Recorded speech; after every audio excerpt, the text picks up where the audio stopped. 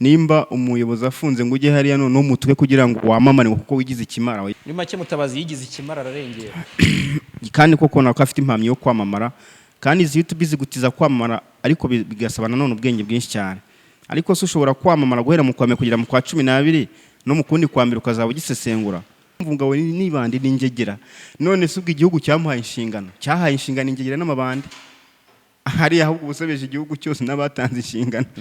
Yakabaye asesengura ijambo ry'Imana nkuko bantu kandi utayisiri barisesengura bayongwe naba ko uko inkende yurira niko ikwereka mu kabuno kayo. Ubwisanzure n'umutekano bya muntu byubahirizwa na leta. Ntawe ushobora gukurikiranwa, gufatwa, gufungwa cyangwa guhanirwa icyaha keretse mu gihe biteganywa n'amategeko akurikizwa mu gihe icyaha akurikiranyweho cyakorewe. Right, Jalas Official TV, reka tubasuhuze tubifurize kugira ibihe byiza, twizere ko muri amahoro. Uyu munsi kuri kamera zacu twatumiye Pundit Peacemaker Etienne, umusesenguzi ukoresha imibare n'ibimenyetso. Uwo niwe mwihariko we. Pundit, yego Jara, komera. Na mahoro se kuri Irasi Jalas Official. Cyangwa mbivuze uko bitari. Byongeyeho se. Jalas twakoranye ndikoresha. Wese byarabaye expired. Silas Jalas. Yazina ryagize ibizazana. Ariko anyway, Iras Jalas ni izina ryanjye. Muri showbiz niko twe tukuzi. Yego. Nanjye na mahoro naribi ntabwo mfunze nta nubwo nkurikiranwa mu nzego zibishinzwe. Ndi hanze ndidegembye. Okay. Yeah. Ubwo iri guscrollinga gutyo uri kureba imibare cyangwa ibimenyetso. Nandi mo ndeba ni itegeko nshinga nari mfite rya Repubulika y'u Rwanda. Iyo ndi kuvuga ntabwo nshaka kuvuga ibintu ritemera. Abemera Imana bo bakoresha Bibiliya, ngiye ntabwo nkoresha Bibiliya. Ngiye nkoresha kuko ntabwo umuntu agiye kukurega akoresha ijambo ryo muri Bibiliya.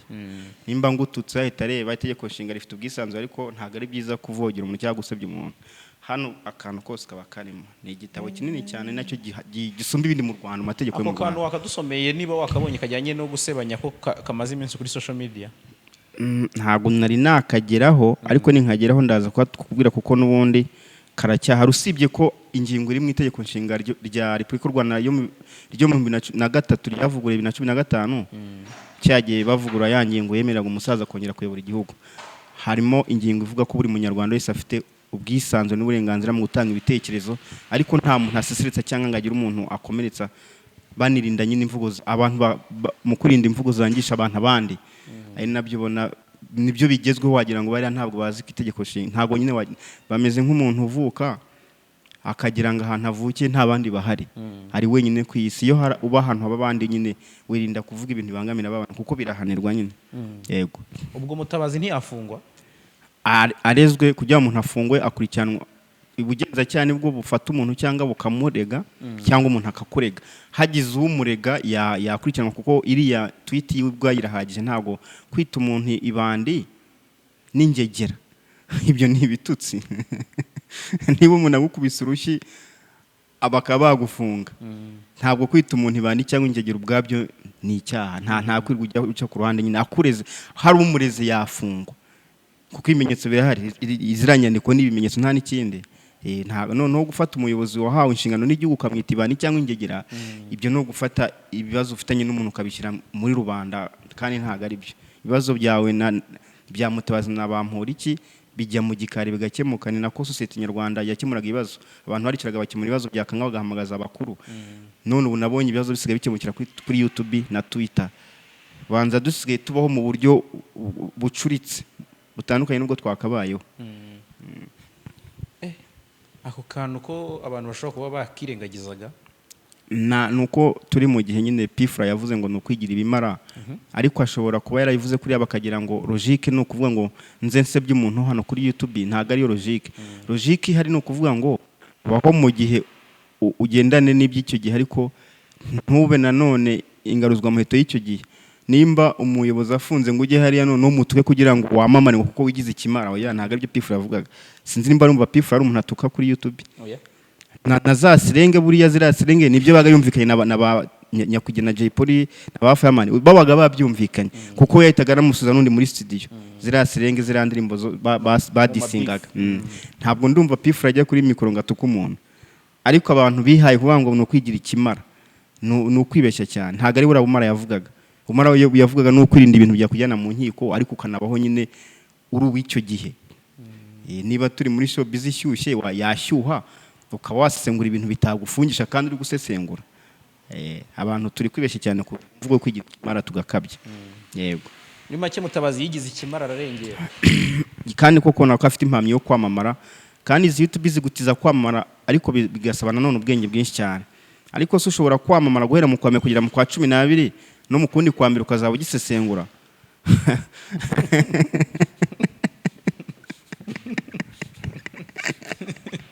none se wowe umurongo wabonyemo Mutabazi ese cyane nta bantu muzi mubona amezi abiri mukababura cyane rero ngiye kumbona uko jewe uzambona kuzageza igihe nitahiye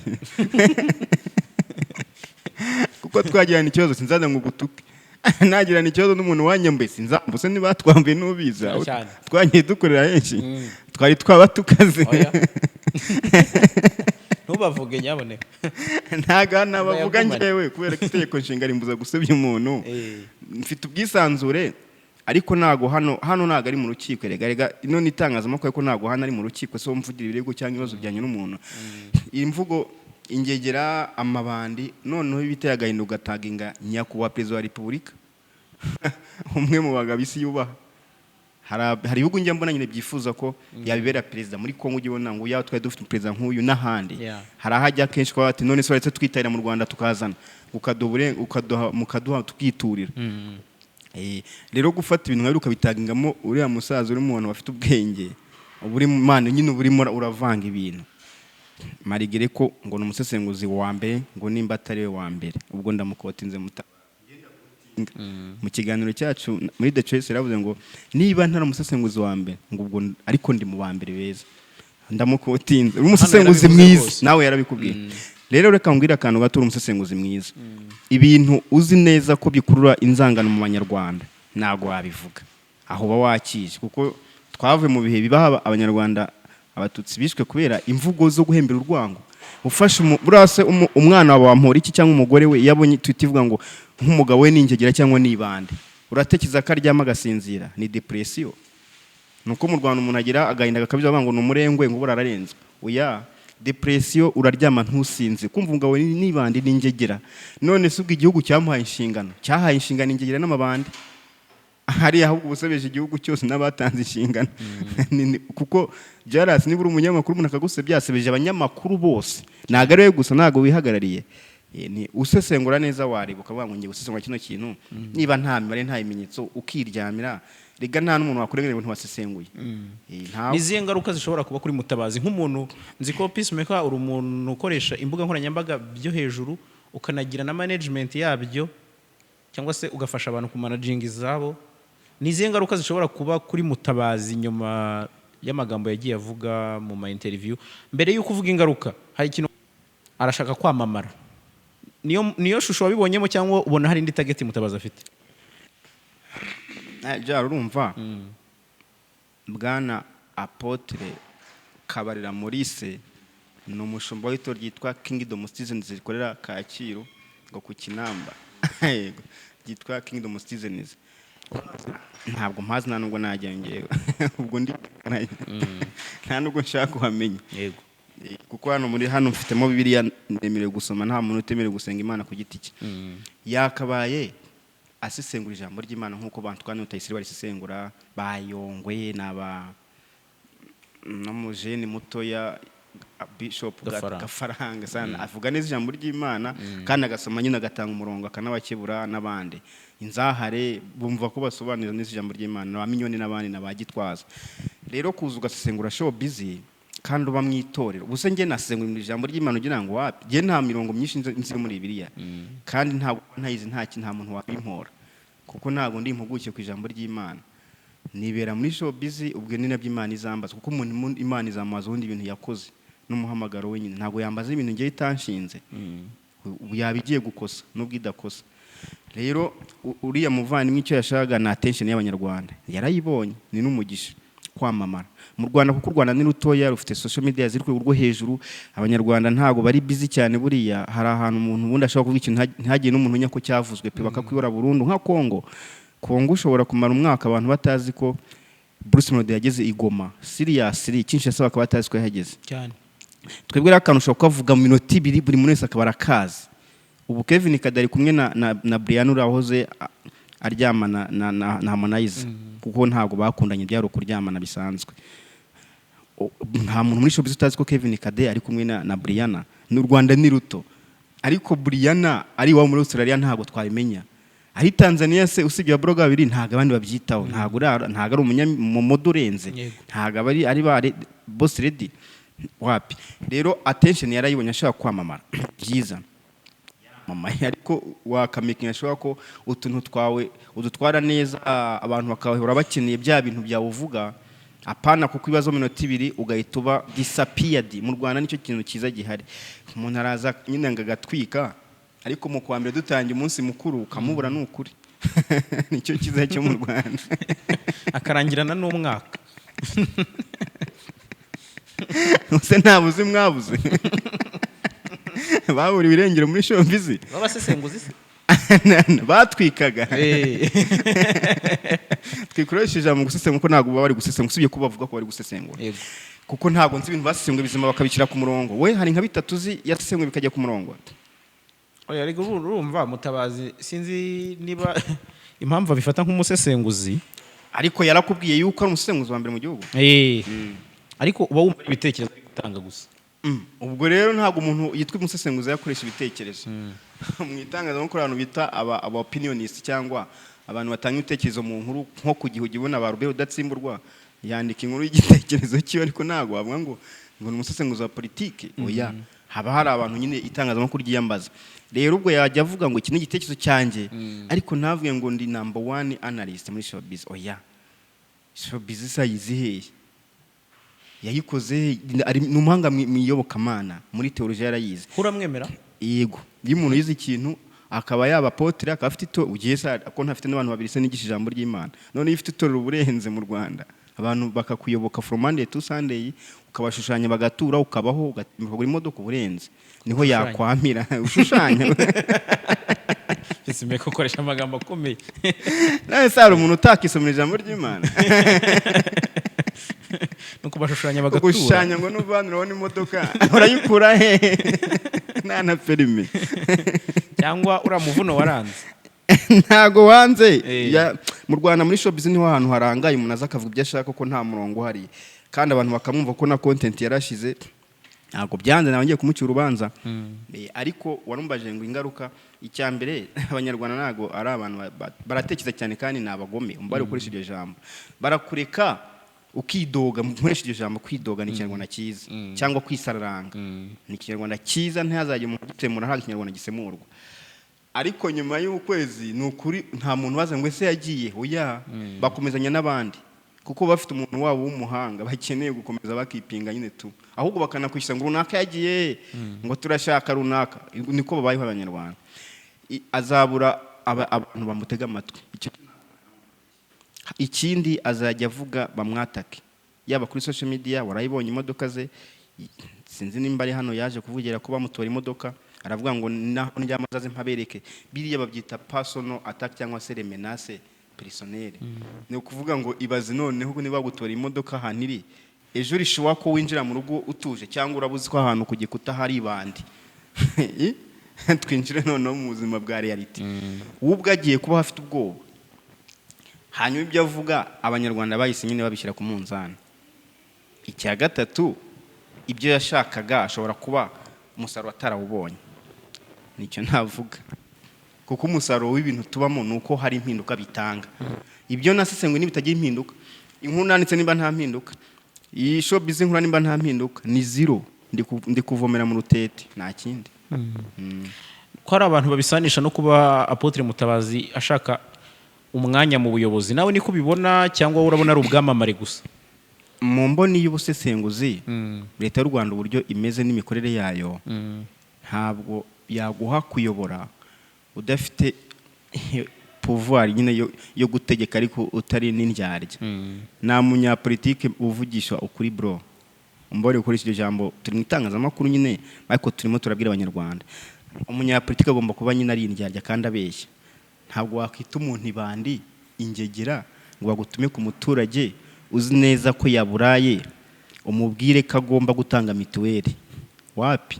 Ugomba kumwumvisha ko nubwo yaburaye leta imukunde ejo ari heza. Natanga mituweli azivuza atazajya mu bitaro unyino akarimi k'uburyari. Rero yifashe umuntu nk'uri urasa ku ngingo utukana ufite ururimi rw'urwango ntabwo amutuma mu baturage. Ntabwo ari kuri abashaka imyanya muri politiki mu Rwanda kuko mu Rwanda nyine n'abantu bagoye kuyoborwa no kuyobora bisaba kuba ufite ubwenge buhambaye cyane no gukina n'imitwe yabo.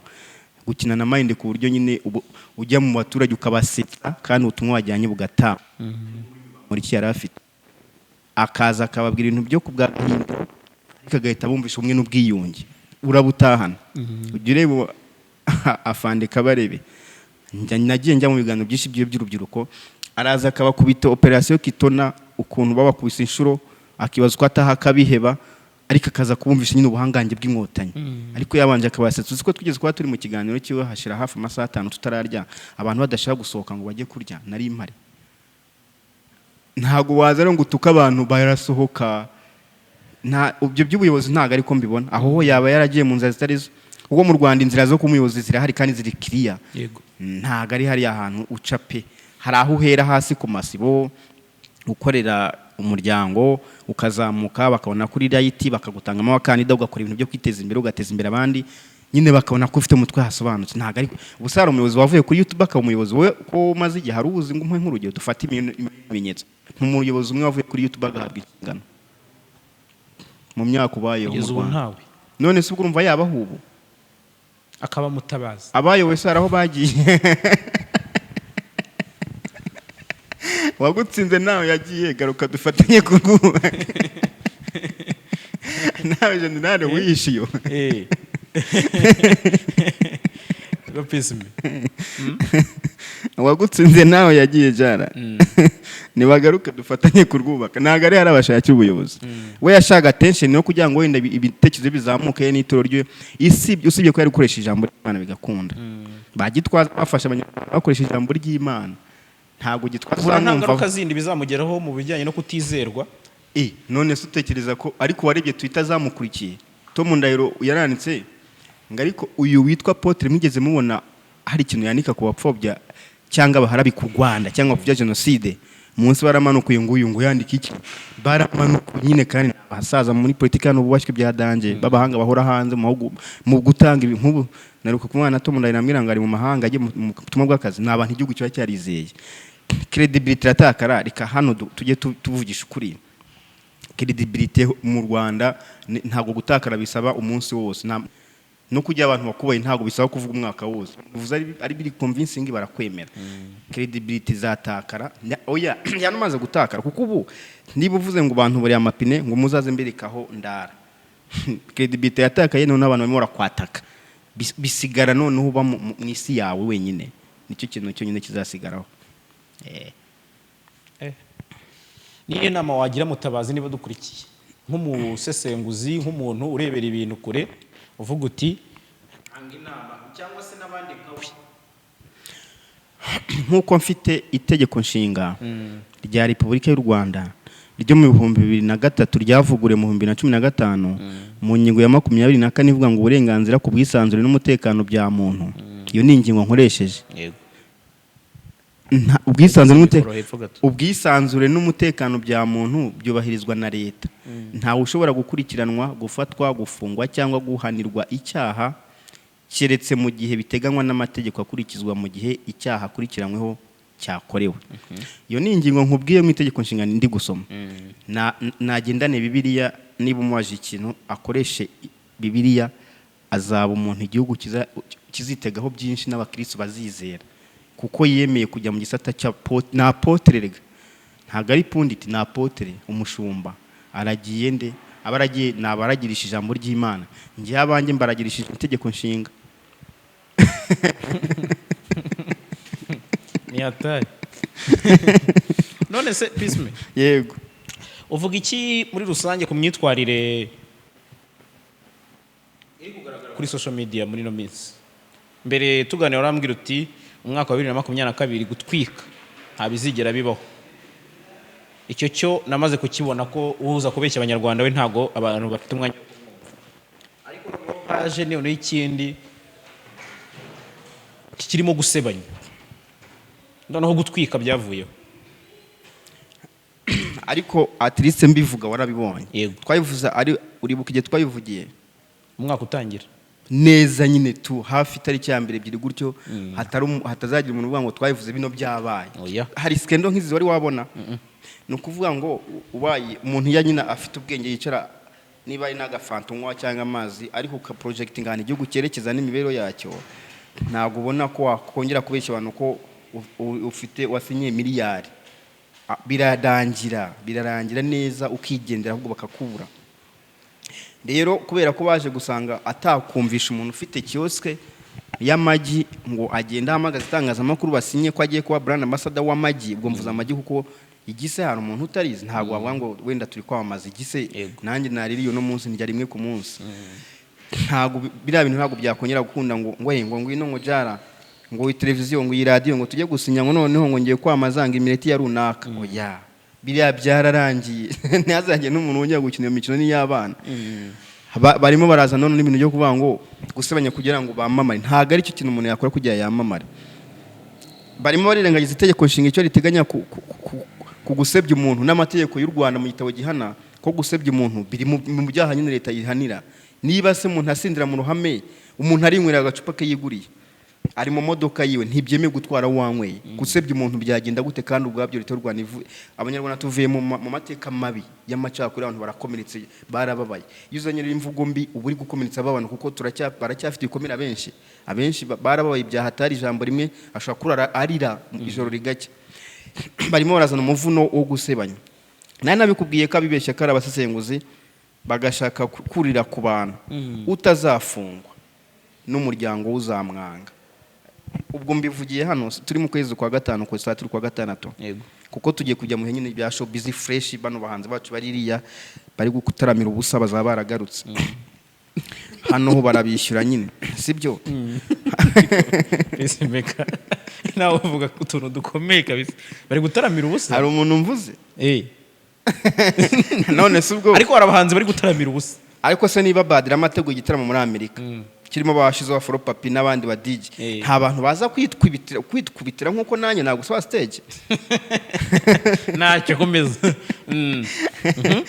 ubwo rero tugiye kugira sama izaba irimo abazungu bakunda ambiance twari twinaha tuzatwahi ubuzima bwahagaze ubwo umuntu no kuvuga ngo uzaba udafite izina ashobora kutazarya ariko birashoboka ko warya ukoresheje ubwenge si byiza ko wakwiyambira ku muntu ngo umusebye kugira ngo umumpeshye uzarya umuntu uri gusesengura agasebya mugenzi we cyangwa agasebya umuyobozi cyangwa agafata ikintu agahita afata nka principe akamucira urubanza atazi icyo amategeko ateganya atazi icyo itegeko nshinga riteganya atazi icyo birise iteganya unadafungwa kuko mu Rwanda habamo ubworoherane nigeze so we wambaje ngo sabe yarega ndimbate sinavuye ko atamurega ntago yabona uwo mwanya hari n'umunyamakuru wambaje ni Moses ngo ese ngo buriya ngo bampura iki ntago yarega Mutabazi kigano samwe ko yagikurikiye sinamushubije gute nambwe ko atamurega bro nta umwanya ntawo jara ntago umuntu nkuri ukomeye yafata umwanya wo kujya kurega umuntu uri kwandika utuntu kuri Twitter wapi akoresha izindi mbaraga acting mu buryo nyine bw'umuntu ufite ubwenge n'amafaranga rero ibyo byo gusebanya mu kwezi kumwe uzasebanya birasebanya ariko ntago umwaka uzashira JALAS akiguhamagara ngiye ngaho nibere mu kwambere twari kumwe umwaka ugiye gushira turi kumwe nico ngiye izashira nicyo navuga uvuga iki ku bantu bajajinga abandi bitewe n'ukuntu bababona Peacemaker uri umwe mu bantu nzi mu itangazamakuru ariko mu mayimaje abiri yego masura biratandukanye hari igihe wabayeho rwose ufite ka ordinaire utebeje kuri karuvate uyu munsi ni punditi ufite dread rimwe na rimwe ari n'igihe ushyiraho agaherena katakaye ubivugaho iki bundi kuri icyo kintu kuko nacyo kiri mu bintu bikunda kugonga abantu muri iyi si cyane cyane y'imyidagaduro muri showbiz habamo abantu batagira n'amahugurwa bafashe ku bintu bakora ubundi usanga mu nzego zose abamotari uko barimo babigisha icyongereza kubera bazakora ngo bazatwara abazungu. Ntabwo nigeze mbona abanyamakuru showbiz bahugura kandi bazaba bakora showbiz nyine bandika mu byongereza aba YouTube nta mahugurwa nabonye. Amamotari arahugurwa, umuntu ukora indirondo bakamuhugura. Muri showbiz niho haba abantu badafite ubumenyi ku bintu bakora batanahugurwa kandi bafite power yo kubwira abanyarwanda. None iyo ugiye kubwira abantu nta kintu ufite cyo kuvuga, uyu utavuze ibibazo wavuyemo mu rugo ufite, uvuga ibibazo wagiranye na JALAS mu kabari cyangwa mu rusengero. Iyo utavuze ibyo bibazo uvuga ibibazo ababyeyi bawe bagiranye n'ababyeyi bo uri kuvuga. Ntago waza ngo uvuge ibintu abanyarwanda wiriwe muri office kwa karuvati ari bya reka mbikubwiye. Hari umuvandimwe nahaye link y'ikigano twe twakoranye ahita kidownloadinga yamwe ngo ngiye kuba nkibitse ndaza kukireba mu rugo, arakidownloadinga ikigano cyafi cyenda kuzura isaha. Uwo muntu urumva ya downloading ikiganiro agiye kumva amatiku ibibazo dufitanye naho nkomoka cyangwa n'ahantu haciye igikondo busejemo. Oya kandi twarahuye ahantu narindi ansubiramo ingingo twaganiriye n'umunota nyine kandi n'umukapurenze man wibashye twakwe tunaganira ngewe. Ariko aramwe ati courage akora umushinga ikomeye y'abanyamerika irenze bya danje. Rero icyo nakubwira no kuvuga ngo umuntu uri muri showbiz ya nta kintu afite cyo kuvuga nta makuru n'umutunga mikoro kugira ngo yikavaringe arakubwira atuka abantu avuge ngo runaka imodoka baramuhagaritse ngaguze iryibiri kandi afite factory y'ibihumbi nk'umunani ahantu yamereye narabiberetse. Anyine ntago yatanga umurongo w'ibintu abantu kuryo nyuma y'imyaka 3 azambwanga ariko ibi wari warabivuze. Oya ntago ubwenge buhari. Rero impamvu abantu bari gusebya abandi no ubumenyi bukeya mu nyangira ishyari. Hari igihe umuntu babona ari on top nka case y'abamporiki bamurikira ziri ishyari n'ahantu hari benshi bifuza kuba bari. Hari indirimbo mu Kinyarwanda ngo nakwicajeho benshi baririra uranga ugira kagarara ni y'impara sinzi nimba ari impara. Bamuriki we yicajwe ahantu benshi baririra akorera igihugu neza. Hari abibona bakagira ishyari bakabifuza kumuhanura kugira ngo kandi disi mvu kibazo cyo mu Rwanda ntaga abana bo bazajya muri ya myanya abo ntibazayijyamo umwanya uzabaho cyabashyire mu ndi muntu batanazi disi uvuye kwigira hanze. Ni ishyari ry'ubusa, ni ishyari ariko ritagira icyo ritumarira, ridafite n'icyo rihora ridusenyera societe. Rero showbiz yakirimo abantu badafite amakuru. Ubundi showbiz ibintu bidacuruza nta nubwo byakabaye bitambuka. None se gutukana biracuruza? Ntago bicuruza. Gusebanya ntago bicuruza. Ahubwo twakaye turango mu mpeshi k'abahanzi bacu bagiye kuva mu matuwa barimo nihe hantu ashobora kuza bitera mu bigashya matike gashira. Hanyuma se noneho kubukanuka nta bitaramo bya danje bihari. Bakora ama protocol abantu bakora mu bitaramo bafunga ibyo byose. None se ubayeho gute? Kari cyari kibatunze. Ni showbiz ariko turimo turaturuka abantu ingegera abandi amabandi. Showbiz yo mu Rwanda nyine nakubwiye ntago ndabona ngiye haba amahugurwa yo kuvuga ngo tugiye kugura nk'aba YouTubers tubaha imirongo nyenderwa tubwite niba umuntu atangiye gutuka mugenzi wanyu genda ubidiritinge utambutse bizima yavuze. Genda utegura ikiganiro cyo kuvugisha bwana Tito Rutaremara wateguye ibiganiro nka ibibazo nka 5 n'utundi dukeye. Oya ni freestyle cana kamera twagiye.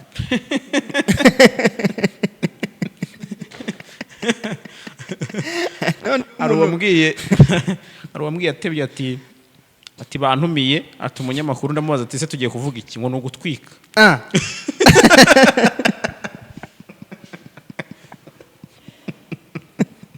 Umuntu akubwira ati ngwino dutwike bana.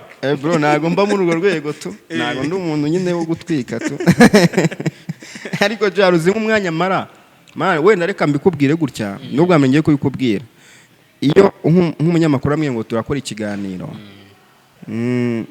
Mfata isaha yose ku mashini ndi kureba ngo nyine current topic ziri gutrendinga mu Rwanda muri show business ngizi none nibyo mbamba ariko ndeba behind the scene yazo.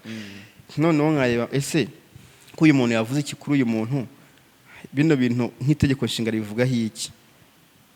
None se itegeko amategeko hana mu Rwanda bivuga hiki bihuriraho n'amateka twaciye. Ibyo ibore yo miranje ndiryamira nkaza kuza ndi fresh muri mind nta kibazo byose mbiri mu mutwe wanjye. Kuko nk'ubu ntago wambaza ibintu ungungubushe mu mutego byabayeho. Pizo twaragane kuri noze Max TV warabonye ikiganiro ashaka nkurikiranaho. Ndambwira ati aho ngaho warukoze ariko naga ari nge muntu ukoze icyo kibazo aho wakishe ahise yiseka nyine. yarambaje ngo madame Ingabire ko yavuze ngo hari umuntu ngo wavuze ngo imyaka y'ura mukobwa ngo ninde ngo ko nzi kumuzi koroneya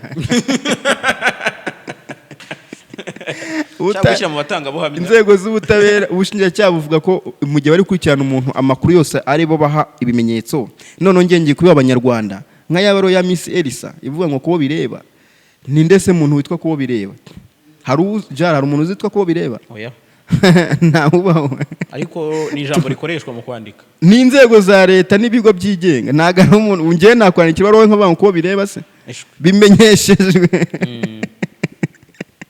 ngo ngiye nago natswe ruswa ngo nduswa ngo nta n'ikintu naswe kugira mbone ngo mbimenye kubo bireba oya bimenyeshejwe ribu bimenyeshejwe minijiste bashyiraho bimenyeshejwe ntago bavuga ngo nta muntu witwa kubo bireba birase ni wasake kari ivuga ngo amazi yabuze hano uko birabose mu turabihanganishije iryo kosa niryo wabonye rishobora kuba ryatuma urupapuro rw'impimbano ni bimwe mu byo akurikiranyweho impapuro mpimbano no kubangamira iperereza kubangamira iperereza no kuba ufata amakuru wagahaye ribu ukayaha rubanda haba hari abantu ushobora guhita uhindura intention zabo yari gutanga ubuhamya akavuga ngo ngo bose imiryango y'uri yasizagenda kuyiwacu ngo bose ngiye kwishyira mu bibazo nyine urumva amakuru wagahaye abo bireba uyahaye rubanda ni nko gutanga abagabo niyo mpamvu umuntu ukurikiranywe rigabura aba ari muri kasho kugira ngo adasohoka agakanga JALAS cyangwa umuryango wa JALAS ukakanga uyu cyangwa agwa amafaranga ati gasopo nzatunga iwanyu n'ibiki byose dore mbagurira inzu facture ngiyi kugira ngo muyobye ibintu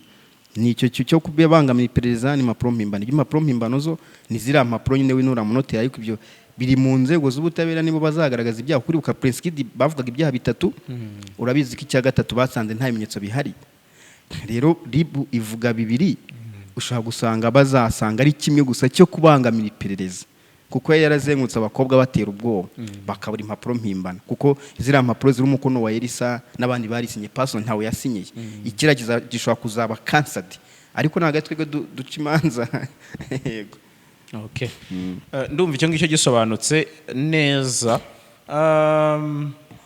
uri mu itegeko nshinga yego yangingo nago ndayo ese ariko ingingo zirenga agize ngo kubera izi saga zimaze iminsi ziba gufungwa kw'ibyamamare ngize ngo niyo mpamvu wenda usigaye wiyenteresa ku bintu by'amategeko wapi kuva na kera jara wigeze wumva nto ku muntu kuva wambona cyangwa nakwinjira mu buzima butari bwa showbiz mukanya ndavuze ngo abahanzi bacu bari kuririmbira ubuntu hari hakurya uraseka ibyo ni showbiz bro ariko nta muhanzi mvuze ko ari kuririmbira ubuntu ariko abazi showbiz ibyo navuze barabizi kandi nawe harabuze ese uko nabivuga ntabizi hari abageze babura amafaranga yo kurya bamwe babishira amatike y'indege n'amahoteli bageze basanga aho urumva nimba hano warumenyera ipura hano turi muri Urban Coffee Urban Hotel ariko yakiswe restaurant ese abantu badafite urubaraza abantu baganiriraho ariko se giyaho mba ndarufite kritika n'umuterankunga oya uzaze dushaka kandi yana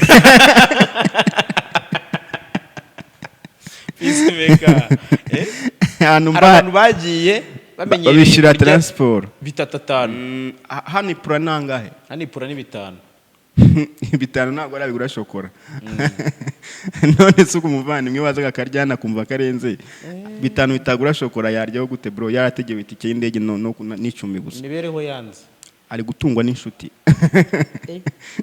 muri tuwa ntago ari ubwa mbere bayeho ari abamisi bagiye mu bukwe bwa Bahati biriya ibyo ngo abantu bagumbi 800 biriya bintu ziko nabyo ari nka comedy ntabwo umuntu yagwemba 800 ku kwezi ngo nujya muri Amerika uguza abantu amafaranga yo kwideplace uva muri leta imwe ujya mu yindi batangira kwandika tubarwa jara none se ndi hano nta $30 se wampa ko byanze se ntaraga pari nta wampaye se $50 zakwishyura tugera mu Rwanda hari abamisi byabayeho byarabaye cyane none se bis yego mu magambo make iyi saga ya Miss Rwanda yose uko wayibonye uyivugaho iki dore ko utigeze unashaka kubivugaho cyane ese nsobanura impamvu utekise niyo mpamvu ntabyirinze tuganira uranze no kubera iki ni yihe ahubwo oya we nawe banzo nawe ubona uri umusesengura nawe nsesengura nanjye uramungize se oya uri we nsesengura impamvu yatumye ubyirinda yego ntekereza ko ari uko wenda ari ibintu biri mu butabera. iyo ni iya mbere. iya kabiri aho ngaho uri mukuri. iya kabiri yo ntayo nzi. iya kabiri nuko nabonaga byajemo urwango n'amashyari kurusha showbiz. kandi ngewe ahantu yo abantu bari mu matiku atara ya showbiz adacuruza harimo mu nyangire mba mberekereye bamwe marigere ko banasigarana na bya bintu nkikomereza urugendo rwanjye. N'ubuse ntago bamwe mubabona si babaye icuro ry'imigani kuri za Twitter. Gusa hari umunigeze wumva ntuka erega Bibiliya iravuga ngo muzabonera ku mbuto zabo. Rero iyo hari amatiku umuntu akera akaza gusesengura ayo matiku umusaruro bari gutanga nyine imbuto bari kwera na amatiku. Kandi bira ntago byari showbiz. Reka ntitwe tubeshye abanyarwanda byari politike bari kwirekera politike bakinisoro basohoye indirimbo Jolly babuze na Dickens basohoye indirimbo n'abandi na Papa Cyangwe na Soshomura Nyosho. Hari umpeti witwa Isimero inshuti yanjye yasohoye indirimbo Yampano yasohoye indirimbo. Yampano afite indirimbo nziza. Ni Joshari wazamusanze afite indirimbo ba Meiro afite indirimbo n'abandi Riderman afite indirimbo. Ni icupa ry'imiti ni iki? Oya iyo ni yambere. Ni yambere. Iyo gukunda u Rwanda inyegamo ya Nyagasani. Nyagasani. Ari kumwe na Chris Net ndetse na Karigombe. Hakaba n'indi ari kumwe na Shizo. Iyo ni showbiz. Na Marina afite indirimbo. Urumva iyo ni showbiz. Ba Papa Sava ntago bahagaritse gusohora amafilime nababamenye. Nabasiya n'abandi naba Natasha bose. Noneho twebwe tugiye mu bintu bya ruswa z'abayobozi tubigize showbiz bro. Nyine wumva ukuntu dufite itangazamakuru nateye agahinda. Ruswa y'abayobozi uraswa atari wa mbere uguye muri ruswa ko atene wa nyuma k'ibyo bireba leta n'itangazamakuru rya leta ko rihari. Twe muri showbiz gwe iki twagiye muri uriya murongo ubundi habuze iki jareka nawe nkubaza habuze iki ko abanza basohoye indirimbo ntabwo tuzi ko zanasohotse usibye ko ngiyewe nibashaka hazabe hafunzwe abantu 100 ngiye ntafunzwe umuhanzi nasohoye indirimbo nzayumva nyimenye aho ndi hose nyivuge ko niyo showbiz nyine. Filimi zasohoka nzayivuga nyine ubuzima bwa showbiz ntago ari buriya bwaza ruswa no gufungwa kw'abayobozi. Bira ntago ari showbiz bro. Nubwo uranya kuboha kinurunana rira case irimo politiko kurusha uko yaba mu showbiz cyane. Twaragiye dutanira muri biriya ngo Prince Kid ngo yateye muri yombi. Nakantu kamwe muri showbiz imani mu Rwanda haba ibintu byinshi. Hari aba DJ Wafra siyaje gucuranga. Mani wagira nta n'icyabaye cyane. Sibyo? Rero wabimbaje ngo showbiz mu Rwanda abantu badafite ubumenyi bro nyihangane kukoresha iryo jambo. Dufite ubumenyi buke ndivuze sibyo kuko rankine guhugurwa nta muntu urampugura ibaze usibye ko mpora nisomera nyine utuntu kuko ibintu byose birahari kuri internet no bitabo. Rero impamvu nirinze ibyo bintu ni ibintu bibiri. Amatiku ntago uzambonamo. Ntago uzambona mu matiku n'ibintu bya politiki byo gufungwa no gufungurwa no kwanaliza imanza z'abantu yarekana n'imanza. Reka abapfu bahamba abapfu babo. Uraryibuka Yesu bari amaje gute? Ririmo rwose yararyivugiye. No kuvuga bira bintu bakabiretse twikomeza showbiz yacu indirimbo nimba ari wanemu ikayigira Bruce Melody barimo arazira ibi bintu akabyuza miliyoni. Nibyo ari kuzira n'abanzi bacu Papa Cyangwa yari umutwitse. Indirimbo se ziriye kuri iyi mihanda wapi hari ama audio yaba bavandimwe inda audio y'abantu babiri bashaka ibyishimo yasimbuye indirimbo. Yose ni showbiz. Ngo amaye kakajwi aho gusaba karirimbo ka bo bantu babashaka ijwi ry'umuvugizi ngo nakandi kajwi ngo nabonye agashashya. Ubwo MP free ya Papa Cyangwa na Sasha muri mu mazi wakambwete mpa karirimbo ka Papa Cyangwa ngo nta kajwi se kaje gashyashya ngo mfite video ahubwo.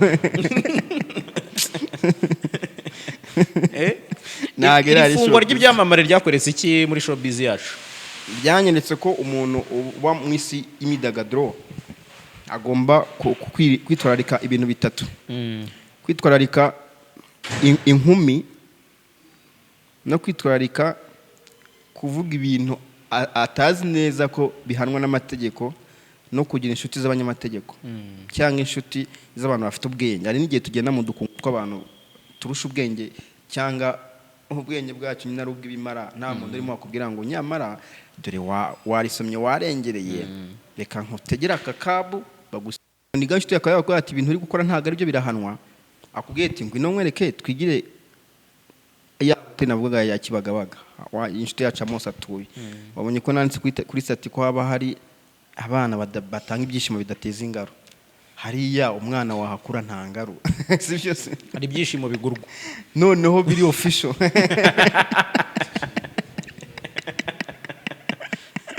Hariya mwese mwamuri ari no mugurira ibyishimo, hariya mwamuri mu bicu. Hariya rero iyo mwavuye muri mu bicu ibyo mwakora byose nta muntu kujyana mu nyigo, ariko nujya guhimba kana kavuye ku ishuri ngo ufata agakabu n'iki ni gereza ni 1930 nubwo yavuye isigaye yitwa Mageragere, ariko hari ahantu muri Kigali haba ibyishimo none biri official. Baho house inerutse gushya, inyuma yaho haberaga ibyishimo bibona ku mugaragaro. Nta muntu ugeze umva bahafungira wayemo afata ku byishimo. Muri uyu mujyi ni hano wishimiye? Aya ntaho nishimira iwanjye.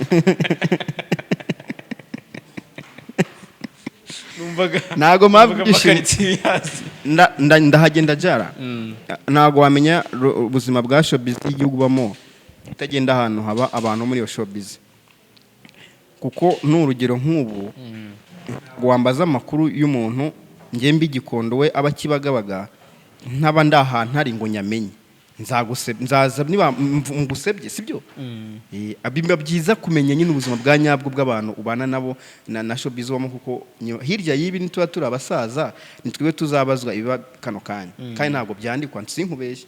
Yega nta bitabo bihari biri kwandika ibiri kuba bro, usibye inkuru twandika business YouTube ntabwo urishwa ko zaba zikiriho n'amashusho arasibanga mama quality gataka. Ni wowe uzavuga bahose yahiye ureba kubera iki izo za deke z'abo bana n'iki, ntabwo tuzavuga no tutazi kujya rero ntago ari ngo nuko ari wampa ibyishimo. Niho biramfasha none n'ubuzima mba murona ninjye utegura kira kiganiro. Ntago umutumirwa wamuha ibibazo mani bimugonganisha n'abantu b'inshuti ze, kandi hari ibintu ziwakamuwaje nawe bimucururiza. Rero utamenya umuntu none se ubwo ntamenya umuntu n'ibintu akora n'ubucuruzi bwe ubwo si showbiz yaba ari yihise ntayo. Okay. Peacemaker nyamara bababwiye ikizima nuko umwaka nushira aya matika azaba yarashize na cya kiganiro navuze ko mu mpeshyi ariko tuzongera kubona showbiz. Byaro muna showbiz ihari ndabidekaraye kuko ni ngewe perezida wa showbiz mu Rwanda. Ubu hari amatiku ubu abantu bareke gukora showbiz babe bayiretse biturize bicaginge, abakora gym bayikore, abaririmba baririmbe muri sama coga munize ibyifungo bizabyararangiye. Ni imiyagira hita abakatirwa zabarakatiwe, ni imiyaga tugiye kurya nyine showbiz muri sama, kuko nago umuzungu yaza hano mana abantu bari mu matiku yo gufunga no gufungurwa bro n'udupfukamunwa wapi bo batuvanye mu myaka ishize baranywa barasinda abakobwa baronaga bongereza mu mihanda, yazana abantu bambaye akagusoma gute yankwe kagusoma akakurya imino yabakuze yabatakuze. She doesn't care urinde uruwahe mwapfa kwa muri kuri level imwe muri mu byishimo bingana. Rero muri sama nibwo tuzonya kubona umunezero n'abahanzi bacu baririya baragarutse. Ubuse nk'uburona nimba Bruce mudatari mu gihugu show yashya gute bakivumi king ni umupeto ukunzwe n'abakobwa bazabari muri vacances mbikwibutse kwa gatandatu ni biruko bikuru. Abana abakire mu Rwanda nibo bishiri amatike ka sold out yaba kivumi na bashi Kevin, kuko nk'ubu nkanjye giye nago nakishira tike yo gukora iki yo kureba iki oya none se ubwo urumva kureba show neze najo ziba mu Rwanda. Bari abana babayeho muri entry nahameze nka gereza yabaye kwini ambiance ngewe se ko muri ambiance Sapunditi nawe umurakari kabisa. Mukanya ngiye kujyana abantu bambara ubusa none se ko nyene kwishira tike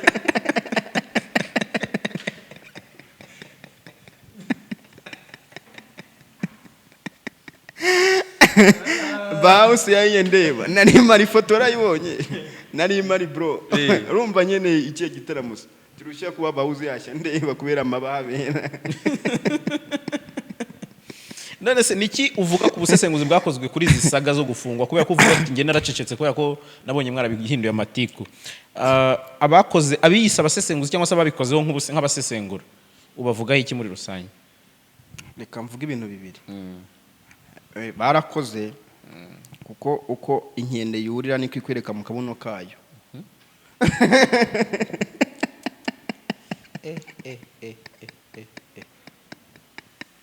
Umugani so w'ikinyarwanda se. Nta ubwo mvuze so cya by the way. Oya. None imaze kwakwereka urayibwiye ati none bumba nabonye. Abo ngabo umvira bro mu kwezi kwa mbere reka tuzakora ikiganiro nkuko none twagikoze. Uzamfashe waraba hostings niba baba bagihari. Bafite muri ritime nke bari bafite. Ariko ari nabo nta hosting. Nkande. Oya arabasesenguzi nta hostinze benshi. Urugero fata ku mavuta sinigeze murakorana n'inshuti yawe. Nande. Okay. Hostinze igihe yaronshinga avuga ko Fatalogy yatangiye 3D. Yes. Kizima waraba hostinze. Cyo nakubwiraga iyo umuntu kevaranyibukije arakoze. Ishusho rirashukana. Iyo ukoze nk'ikiganiro kona kizibumba 100 ugaca nkano kumva barakuvuga bro iyo ugiye kuri mikoro urabeshe kugira ngo keeping reality. Byaba beta kugira abantu bake abaririyo. Badownloading ikiganiro cyawe ugasanga mu rugo nyine bazi mind yawe tu utanabaza. Eri nakubwira nkoresha uramuganga nese uramuganga ntabwo warubuze. Ari nkuzi pe. None se nta nkende uzizuriye utwa twarabonye mu kabono kazo. Hazo barahari. Izo ni inkende ntabwo mvuza abantu babarire. Wowe uvuza abantu se. Hari abantu se. Zirahari. Kuko njya ngiye cyane kandi abishamba riba mu twatunuze turadukende tuba mu ishyamba rya Brutumu. Yo kuriye ndagafoto ntitahira mu kabuno. Iyo ngiye mu majyaruguru hano Shirongi gibona ko tutwitambika. Hose ureba mu kabuno. None se nareba. Anyway.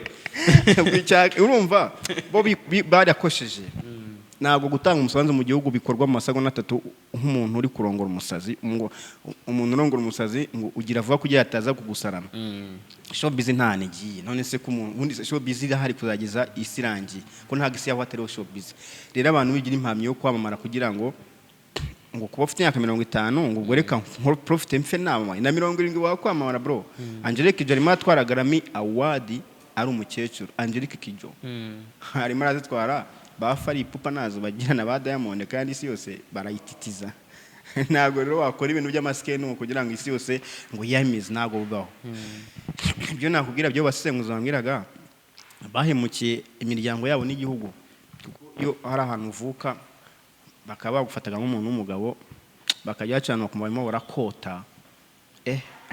Abagukomoka bafite bagira gahinda. Hari n'igihe umuntu uzikwaye umuntu ihakana umubyeyi we. Mu Rwanda turabifite. Internet twiga wasanga abana bihakana ahantu bataha. None twafata imodoka nge nabaga Nyanza nubwo ningaga Nyanza. Ngiye bazaga kuntora ko nafashwe n'umupadiri w'umuzungu imodoka za kuntora mu kigo. Mwana utahikirehe kuko twabasezaga ngo bagendera ku gataro bararuga. Akabeshe ngataha ngo Kimisagara ngo nyine ngo kuntara cyangwa Kaciro. Bro agakatisha imodoka ya Kigali kandi hari izakire directement. Kugira ngo akikigarama nk'imisi muri famille azahita gikireye ngo twe tutabizi. Urumva ko umuntu afite ipfunwe ryana komoka. Hari n'umuntu ugira ipfunwe ry'ababyeyi be n'umwana akagira n'umubyeyi ari agira ipfunwe ryawe ngo ubuni irandi yivamo. Muri Bibiliya nta hano ni cya gitabo cy'amaganya ni cyande. Maganya Yeremiya. Uwo wishimishaga ibihushi Yobu yanditse Yobu. Nta hantu avuga ngo ijoro navutsemo iyo riza ngo nginda yambye yiza kuvamo. Ibaze kwifuza ageze mu gihe cyo kwicuza no ku rero bino bintu mu Rwanda usibye ko tutabivuga dukunda ukipinga ibintu mu mitima yacu. Hari igihe umuntu we ababyeyi cyangwa abana bagira gahinda k'umubyeyi wabo cyangwa k'umuntu bavukana birahari kandi ingero zirafatika ko hari abihakanye ababyeyi babo hari n'abahinuje amazina biswe n'ababyeyi babo bari bafite ipfunwe ry'aho bakomoka. rero ibi bintu bano basesenguzi bacu banyakubaho basesenguzi beza twemera cyakora ngiye buri kiganiro cyose ndakireba kuko ngiye mfite internet y'ukwezi ntakirebye yapfa ubusa ubwo mu musanzu w'abantu babareba cyakora ntabwo yamenya ngo cano yamurebye niye kuko mfite amacano menshi n'amaimeri menshi ntabwo yamenya ngo ninde wandebaga ngo comment ni yandi ndashyeho uti rwose Imana ibajya imbere barahemutse kuko twari tugiye kureba ibyacu dukeneye abasesenguzi benshi bakoresha imere n'imenyetso none ubu mfite ikibazo cy'uko mu gihe ntasesenguye abantu bambwira ngo none se ko tutari kubona ukuri guhari amaherezo bizagenda gute ambwira ati webereke igihe n'umucamanza mwiza ni ikibazo nakabaye utantumira ukandeka nkaba niryamiye cyane mbara umuntu wanyemvetsinze kwinywera agafanta nkanyigendera ukaba ufite undi muntu ukoresha imere n'imenyetso byamfasha ntago byiza kuntegereza ukamana kuki utavuze hakaba abandi bavuze ibintu bitanga umusanzu binafasha igihugu muri showbiz nyine rero barahemutse bahemukiye showbiz bahemukiye igihugu banahemukiye imiryango bakomokamo nicyo navuga kuko bagiye kwatakwa mu Rwanda ni ahantu umuntu arakwanga akaguteza amabandi ni ahantu umuntu mujyana ikibazo mukagendana urabize muri showbiz hari umuntu ugeze gushyiraho amabawunsi undi ageza mu kubiti nawe ashaka ndi niko mu Rwanda bimeze hari abanywaga byere yajya kunyara akajyana icupa ari kunywa n'abantu biwe atinya kurogwa nuko njyewe rero turi kusanyira icupa ndari gusigira urandoga surampora ikijara ko wapfa n'agahinda undoze umuntu watwaye kansere bomarire wari ari ku bitanda yaricujije boma yarigendeye none se ubwo agahinda kara kandi njyewe wabomora iki wowe agahinda kakwica ukarabura n'ubusaba imbabazi rero bareke kugongana no kwiyangisha rubanda nibicare basome niba nta kintu cyo kuvuga basi nibatanga ubuhamya bw'ubuzima bwabo yego niba nta bintu bifatika nta mere nta bimenyetso naza avuga inzira yaciyemo kuko ubuhamya nabwo njya mbona abantu bufasha sibyo ni umuvuno mwiza wo kwamamara testimony y'ubuzima bwawe ishobora gufasha abantu kwamamara ngo inutanga ubuhamya si wayibonye cyane aho kugira ngo niba utazi gusoma itegeko nshinga utazi gusoma showbiz nta makuru ufite icyo kikiri reka kwanduranya kuko ubu urimo uragenda wurira uwo muntu niyo nageranje na yankinde nubwo twabivuze mu migani ariko hari abantu bakoreka icyo akora urirangiza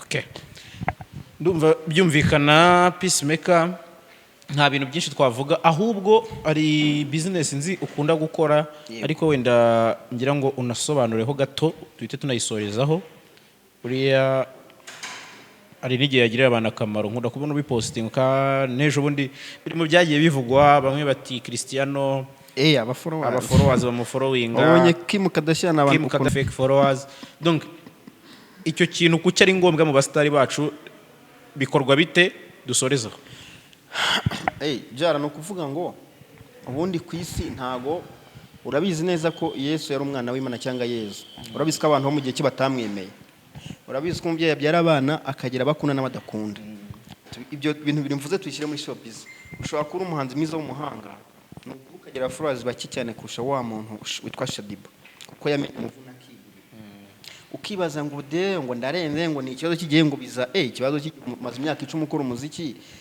abakwemeraga barimo barasaza uzafollowinga nande n'umwana uri kuvuka kandi bari gukunda kivumbi ubwo azagufollowinga rero gusanze nta nabantu bafite ntawe hari n'igihe usacha umuntu ukajya account isiye ukagira ngo iyiri hidden cyangwa yabaye disabled nyine kubera ko ntagagaragara nta followers rero aba followers ikintu kimwe gihari nko mu Burundi Natasha uramuzi afite 1.3 y'aba followers ni ufite amadiri yo kwamamaza inganda nyinshi zo mu Burundi z'amafu uraza gusacinga Instagram yiwe inganda nyinshi n'ibikorwa bya leta n'ahantu perezida wa Repubulika y'u Burundi bwana Evariste Ndayishimiye na madame ni bagize barira muri hoteli ye kuko bazi ko bari kumwe n'umutwitsi wa danje urenze iyo 1.3 afite na bro nagafite aba followers barenga 100 be ariko singe ntago banagera umbabari kuri icyo jambo ntago bagera 100 banyabo ariko afite 1,300,000 kandi niwe wamaza cyane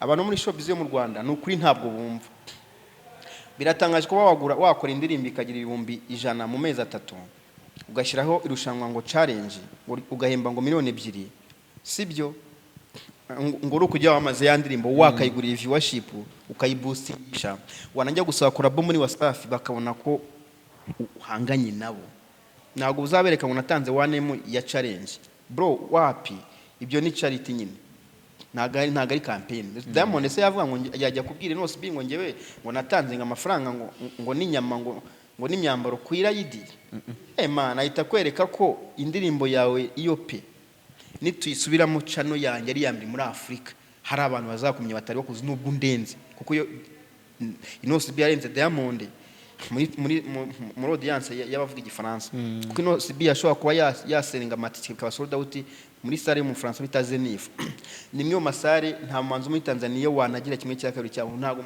mu France bakora imiziki ya Tanzania bongo bakora imiziki bumva abafaransa barikunda kandi ni byiza nkuko n'abanya Tanzania bikunda yego Diamond ntago yacurangira muri Zenif kano kanya atari kumwe n'undi muntu ngo abona abantu 10,000 cyangwa 30 kandi ba Fari Pupa matike arashira Fari Pupa igiye goma kuza mu Rwanda buriya 2019 mu mpera buri abapfuye amafaranga bari miliyoni 50 tike nabashe kubona facture mu Faransa wa miliyoni 70 amatike yawe sold out wabibuka ko goma kuza convention yego Inosi B yarenze Diamond mu isi ya Europe ariko arabona Diamond akora ibiteramo mu Burayi oya na Amerika haba impunzi zagiye ahajya n'utubari ni inshuti tugize BD tumukunda dufite amafaranga twamutegera indege nkuko nakubwiye twazitege bagenzi bacu hano akaza agakubita agataha mu kabari ka VIP keza kuko hari aryana mu DJ gusa ntagajyana n'abapito babyina cyangwa bane n'ibiki ni inshuti ntago wari wabona igitaramo cya sold out cyo mu Burayi cya Europe cya Diamond aya nicyo uzabona mu gihe yakomeza gukora umuziki utarimo agafaransa buranka ari kiba hari yacuruza rero nani nkubwira abanzi bacu bagerageze bumve ko social media ari kimwe mu bintu bakangisha mu gihe bagiye gushaka collab iyo The Ben aza ko afite YouTube ireje ya Diamond nago wayi yari gucururizwa kwande kwa Diamond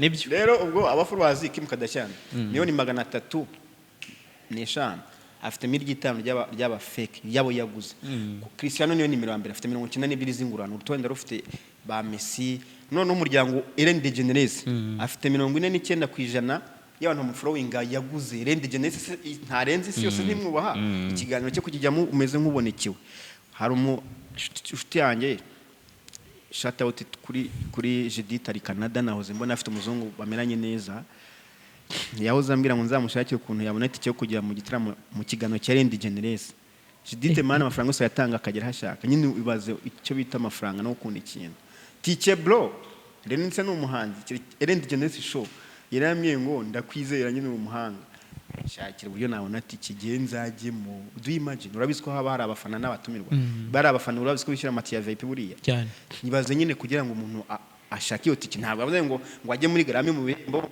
ya Ellen DeGeneres ariko basi se mu Rwanda batangiye kubyumva ko nabonye ni campaign umazemo igihe ukora hari ababyumva cyangwa baragutererana n'ubundi still uracyari kuvomera mu rutete urumva ngewe iyo hari amatiku nkayo nkakwepa mba ndi mu yindi campaign kandi zahura na showbiz ndabafite barimo baranyegera nubwo batari kubyumva neza ariko hari abamaze kunyegera bamwe ati none se ko nshaka followers abanaba ndabigenza gute kugira ngo hamwe ati urambira umubare ushaka amafaranga mbagukireho don't worry namaze kubabona ariko icyambere gihe nta nubwo abantu banguye icyambere no kumva ko showbiz ari ugucuruza ibintu bikakungukira Shadi Bukuza miliyoni tukabyanika nose bikavugwa nago yakari wayujije mbari ukoresheje jambo nakanarabonye Medius zira miliyoni nakanarabonye The Ben zira miliyoni nakanarabonye utano Knowless zira miliyoni nakanarabonye abanzi batweguma bose mani bafite aka MM dufite M7 mu Rwanda mani dufite abanyamakuru muri Tanzania barusha nk'abanzi bacu batano aba followers biteye agahinda bro kandi bafite amafaranga ba Diva the Bozy 1.5M no munyamakuru muri Wasafi none Shadi Baruza 1M mu buzima bugahagarara rero nimba turi muri showbiz tuve mu bintu byo kuvuga ngo ura fake followers urinde urusha Kim Kardashian n'izina urusha Cristiano ni bande Cristiano na Messi urabizi ko iyo ntambara hano ngo udafana Messi afana Cristiano ni nka cyaje cya Tough Gang n'ibisumiza utari Tough wagura igisumiza nshuti y'ikirere sibyo none kube urinde niba ufana Cristiano CR7 isi yose yubaha Cristiano ashobora kuza nko mu gihugu kwishyuza tike zikishurwa n'abakire gusa kujya kumureba byonyine unyumvire yaguze abafurazi miliyoni 92 banyarwandakazi bandi muri showbiz kugira Instagram search ukayibura bimaze iki Wasafi zagutumira uyiposting iki hey ni ikibazo. muze mugure ntimungure nta kibazo ntago ndi kwamaza ibintu byanjye kuko ngewe nase ko hari ababigura bakabura like bakabura na views nazo ziragurwa ubwo se umuntu yabivamo we. ariko reka nkusobanura akantu uwo Natasha navugaga burundu ze kureba likes yarazihishe umuntu ahisha like kubera iki haba ari ebyiri eshatu afite 1.3 za followers likes nago kugira likes nyinshi bisobanura ngo warahiye ngewe nshobora kureba post yawe sinkurayikinga kandi inshuti yanjye cyane kurayikinga na insight z'abantu basuye post yawe n'ibintu bitandukanye cyane. Iyo ugiye kudiringa isoko ryo kwamamaza umukire cyangwa umuntu uri mu marketing cyangwa sales agent areba ngo nyereka insight harimo abanyarwanda bangana gute nese nimba uri umuntu twika ukaba kuri imihanda urenze abanyarwanda baragusura ariko ntibarayikinga ntibanakomantinge ariko bakuvisitinze niryo banga rya social media bigiye ikibazo cy'amalikes ariko nabazikenera nazo ndazigurisha n'amaviews ariko ibyo naga ari ikibazo bazamura imibare hanyuma bakore showbiz ya nyayo batwike koko nko bavugaga abariri yo bazaza nibo bazajya barayikinga bana following ariko basafite umubare yego. Ni naho dusoreje ikiganiro cyacu Peacemaker, turagushimiye. Murakoze cyane ubwo ngiye numbura ujye umenya ko hari utundi tuntu mugiye ariko twa showbiz tutari amatiku. Urakoze cyane.